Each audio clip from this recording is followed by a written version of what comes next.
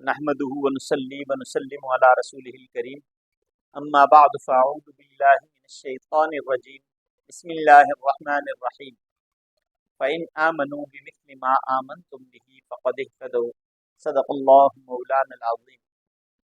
معزز سامعین کرام، صحابہ کرام رضوان اللہ تعالی علیہم اجمعین کی جماعت انبیاء کے بعد سب سے معتبر جماعت ہے اور سب سے زیادہ معزز جماعت ہے۔ صحابہ کرام رضوان اللہ تعالی علیہم اجمعین وہ مبارک ہستیاں ہیں جنہیں نبی کریم صلی اللہ علیہ وسلم کا ساتھ نصیب ہوا۔ صحابہ کی اجتماعی قربانیاں بھی بے شمار ہیں اور انفرادی طور پہ بھی صحابہ کی بے شمار قربانیاں ہیں۔ ہر صحابی کی اپنی ایک تاریخ ہے۔ مصعب بن عمیر رضی اللہ تعالی عنہ یہ ایک جلیل القدر صحابی ہیں اور احادیث میں ان کا واقعہ موجود ہے۔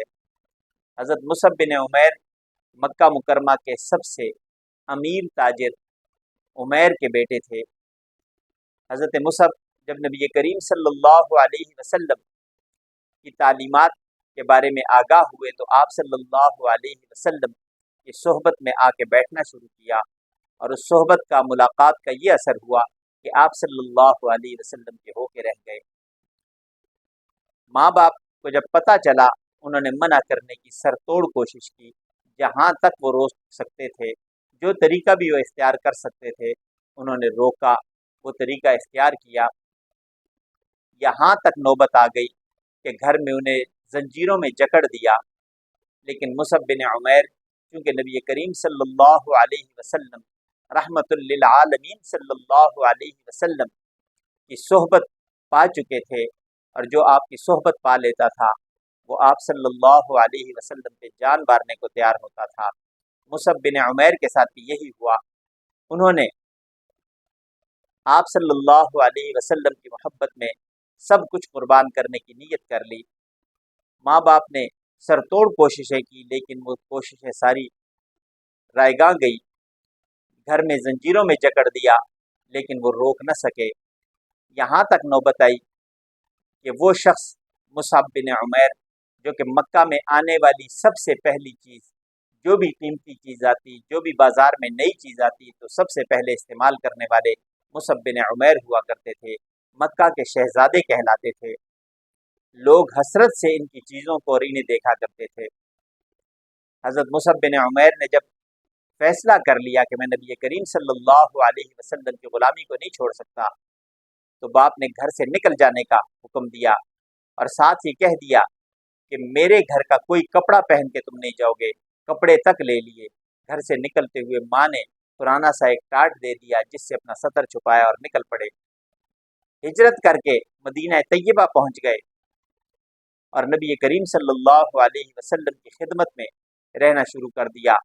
غزوہ احد کے موقع پہ جہاں باقی شہداء تھے، ان غزوہ احد کے شہداء میں مصعب بن عمیر رضی اللہ تعالیٰ عنہ بھی شہید ہوئے، اور حالت یہ تھی کہ مصعب بن عمیر جو مکہ کے شہزادے کہلاتے تھے جب شہید ہوئے، اور یہاں پہ یہ بھی بات عرض کرتا چلوں کہ نبی کریم صلی اللہ علیہ وسلم سے ان کی شباہت کافی حد تک تھی۔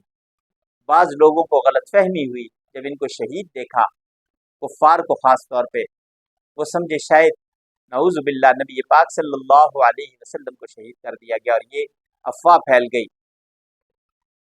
مصعب بن عمیر رضی اللہ تعالی عنہ شہادت کے بعد جب انہیں دفنانے کا وقت آیا تو مصعب بن عمیر شہید کے بارے میں تو آپ کو سب کو پتہ ہے کہ انہی کپڑوں میں دفنایا جاتا ہے۔ مصعب بن عمیر رضی اللہ تعالیٰ عنہ کے پاس صرف ایک چادر تھی جس میں انہیں کفن دینا تھا۔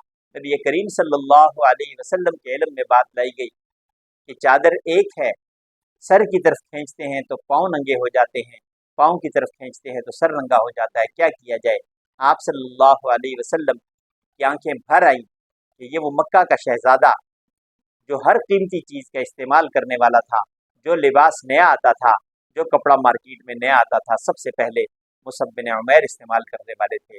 لیکن آج اسلام کی خاطر اس شہزادے نے یہ قربانی دی کہ اپنا سب کچھ قربان کر دیا، اپنی راحت کو، اپنے سکون کو قربان کر دیا، صرف اور صرف اسلام کی خاطر۔ آج جب کفن دینے کی باری آ رہی ہے تو ان کے پاس پورا کفن بھی نہیں ہے۔ نبی کریم صلی اللہ علیہ وسلم کے ارشاد کے مطابق ان کی جو چادر تھی اس چادر کو ان کے سر کے جانب کھینچ لیا گیا اور پاؤں پہ آپ صلی اللہ علیہ وسلم نے ارشاد فرمایا کہ کھجور کے پتے ڈال دیے جائیں۔ یہ وہ صحابی ہیں، یہ صحابہ کی وہ جماعت ہے جن کی ساری زندگانی قربانی پر محیط ہے۔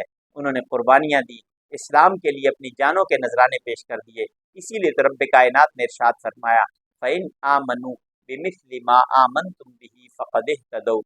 اللہ تبارک و تعالیٰ سے دعا ہے کہ اللہ تبارک و تعالیٰ ہمیں صحابہ کرام رضوان اللہ تعالیٰ علیہم اجمعین کا اتباع کرتے ہوئے نبی کریم صلی اللہ علیہ وسلم کی تعلیمات کو سمجھنے اور اللہ تبارک و تعالیٰ کے حکموں کو پورا کرنے کی توفیق نصیب فرمائے۔